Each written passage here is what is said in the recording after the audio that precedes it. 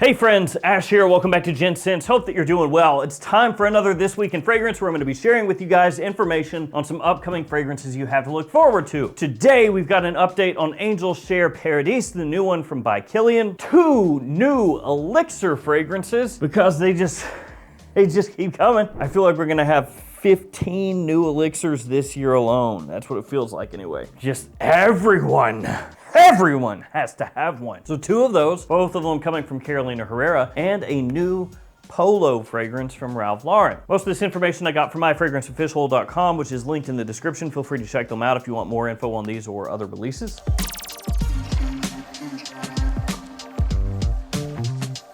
Let's begin by talking about the new Angel Share Paradis. Where's the Paradise? This is one I did a video on a while ago, many months ago, in one of these, a This Week in Fragrance video. And after I did that video, just basically nothing. It's like it didn't even exist, just nothingness. That is, until now. You can actually purchase the fragrance, which also is linked in the description. By the way, it is ridiculously pricey. I picked up a bottle, and after taxes, I paid close to $430 for that one, for a 50 ml. When they ask you how you are, you just have to say that you're fine. So I'm really glad that all the different fragrance brands out there are taking note of the economy and inflation and everything that's been happening over the past couple of years. You know, how hard it's been for some people, and they're really trying to make fragrances more affordable. I appreciate that. Anyway, let's go ahead and read about this one. Give in to the allure of Angel Share Paradis, the first flanker of the iconic signature of by Kilian. The boozy touch of the refined blend is now accentuated with the luscious and hypnotizing top note of bright raspberry liquor, leading to the signature boozy heart of aged cognac and oak barrels, which heightens the senses, sweetened by a delectable praline touch and delicate Bulgarian rose oil. I don't know why I said it that way. Bulgarian. Bulgari. The opulence of Tonka Bean Absolute and Oak Moss Absolute add elegance and solidity to the composition. Is it just me, or are these being written by AI at this point? The more of these fragrance descriptions I read, the more I'm like, ChatGPT wrote this for the brand, because I feel like it's not every day that people are describing a fragrance and they go like, oh yeah, oak moss, that adds solidity. And I've read solidity in a number of different write-ups here recently. Iffy. And opus, a lot of them using opus now. Opuses and solidity. Anyway, back to this. This time, it comes enclosed in a luxurious studded flacon of the original creation, albeit in a sturdy, woody top, which reflects the boozy nature of the composition. So top note, raspberry liqueur, a mid of cognac, Bulgarian rose oil, and praline, and a base of tonka and oak moss. As I said, I have ordered my bottle. It was outrageously expensive for a 50 ml, but it's on its way. I am intrigued to see if it's worth the premium over the original Angel Share. We'll see. Which the original Angel Share actually smells similar to Wajan from Parfums de Marly, which smells similar to Ambre Narguilé from Hermes, but who cares? Ultimately, it's just, does it smell good, right? That's all that's important. So there we go, the new Angel Share. Before we head to the next fragrance, guys, here are some codes you can use to save money if you don't want to pay $400+ for your fragrances. Not that they have the new Angel Share at any of these stores right now, but still. The JOMASHOP codes only work within the app, so be aware of that. Then we also have codes for Max Aroma, Fragflex, the Perfume Box, and many other stores. Next, let's talk about the new Polo, which is Team USA Polo 67, which this one to me is just kind of like, okay. Look, I really like the original Polo 67. I think for an easy wearing fragrance that's not too expensive at retail, it's nice. What I question here is this. Ralph Lauren has relaunched Polo 67 in a revamped attire in celebration of the Olympics and Paralympics in 2025. So the Olympics are over. They happen every 4 years. Summer Olympics every 4 years, Winter Olympics every 4 years. You missed the Olympics. They're over.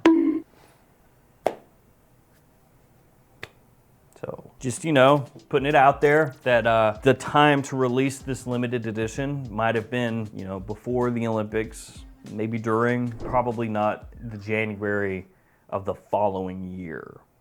Let's see what they say. This limited edition Eau de Toilette is the newest addition to the lineup as a celebration of the Olympic Games spirit. Team USA Polo 67 adds an intense and daring vibe that reflects the elegance of sports, invoking a warm ambiance with a rare blend of fruity and refreshing notes of citrus, earthy vetiver, and sunny bergamot. Let me see, citrus, sunny bergamot. Is that the same thing? Expressing the active lifestyle of athletes. This fragrance comes encased in an intense shade of blue in a refillable bottle for a playful twist on the signature Polo logo. It refers to 1967 when the brand debuted. The outer packaging features the official logo of the US Olympic and Paralympic teams. So when we look at the note breakdown, bergamot, aquatic accord, lavandin in the top, geranium, sunflower seeds, clary sage in the mid, vetiver, sandalwood, patchouli in the base.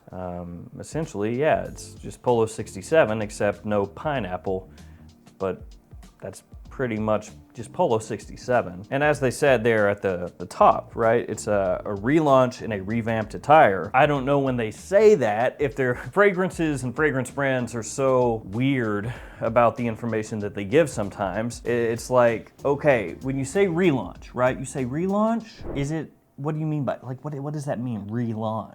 It could mean a few different things. It could mean it's relaunched, it's just the exact same fragrance in a revamped attire, which would be a limited edition bottle where it's the same fragrance and they're just trying to get you to buy it because look, there's an Olympic sticker on the front. Which I'm really not trying to be mean to Ralph Lauren here with this. I like Polo 67 a lot, as I said, but you just slapped a couple stickers on the front and you're like, hey guys, check out this limited edition. Yeah, great effort that you put into that. It's great. But anyway, when you say relaunch, do you mean just the same fragrance but with stickers on the front now? Or is it a relaunch like you retweaked the fragrance and then relaunched it? And like I said, no breakdown looks pretty much the exact same. I would assume it's the same and you don't need it at all. That being said, I'm gonna try it. I'm gonna see if I can find it and try it and see if there is a difference between the original Polo 67 and this new Olympic edition, because there have been times in the past where they've done these type of releases and they are actually a little different. But if it's the exact same, there is no reason for this to exist on this earth. Let's talk elixirs. Next we have 212 VIP Black Elixir and then Bad Boy Elixir. Carolina Herrera double fisting with the elixir releases. First, let's talk about 212 VIP Black Elixir. 212 VIP Black Elixir is the intense, powerful iteration of the original 212 VIP Black. It is housed in an all-black flacon, reflecting the bold composition it holds within. This lavish and mysterious elixir is a confident, rare, and unique interpretation of masculine individuality, as it explores new facets of the timeless men's fragrance with its sensual blend of black lavender, black licorice, and black vanilla. You see what they did there? You see? They saw what Spice Bomb had done with infrared and with night vision, and they were like, hey, we can do that too. Colors, and you do the notes, and they're the color of the bottle and the name. It's cool, it's big brain. A representation of the thrilling and daring realms of 212 scents, this mesmerizing fragrance will certainly put you in the limelight. 3 notes, lavender, licorice, vanilla. 212 VIP Black is really good. Talking about the original one, flies under the radar nowadays, not ultra popular, but really wearable. Nice compliment puller, good versatility. To see vanilla and lavender on there, not a big surprise. Both of those notes, extremely popular, used all the time nowadays. I guess the licorice would be the one that stands out. Black licorice, so it's not red licorice like a Twizzler. Instead, it's more anise. I would imagine,